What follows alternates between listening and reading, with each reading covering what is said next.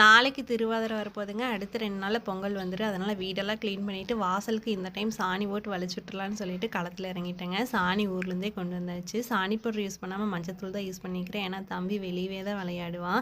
கையை கீழே தொட்டு வாயில் வைக்கிறதெல்லாம் எதுக்கு தேவையில்லாத வம்புன்னு சொல்லிட்டு இந்த டைம் மஞ்சத்தூள் யூஸ் பண்ணி வலிச்சு விட்டாச்சுங்க. எனக்கு வலிக்கவெல்லாம் தெரியாது. இதுதான் ஃபஸ்ட் டைம் இவ்வளோ பெரிய வாசல் வலிக்கிறது. ஃபஸ்ட்டு ஒரு கோட்டிங் போட்டு முடிச்சுட்டு அதுக்கு மேலே அந்த ஷேப்புக்கு பார்த்திங்கன்னா மேலே ஒரு கை இழுத்து விட்டுட்டேன். பார்க்குறக்கு அவ்வளோ நல்லா இருந்ததுங்க. கரை கட்டுறதுக்கு பார்த்திங்கன்னா பார்டரெல்லாம் கூட்டி விட்டுட்டு ஒயிட் சிமெண்ட்டு அது கூட கொஞ்சமாக நீளம் ஒட்டாமல் இருக்கிறதுக்காக ஃபெவிகால் கலந்துட்டு நல்லா பார்டருக்கு கரை கட்டியாச்சுங்க. கரையெல்லாம் கட்டி முடிச்சுட்டு ஃபைனலாக ஒரு 2 கோலத்தை பார்க்கையில் 2 கோலத்தை போட்டு பார்க்கையில் வாசலே அவ்வளோ அழகாக மாறிடுச்சு.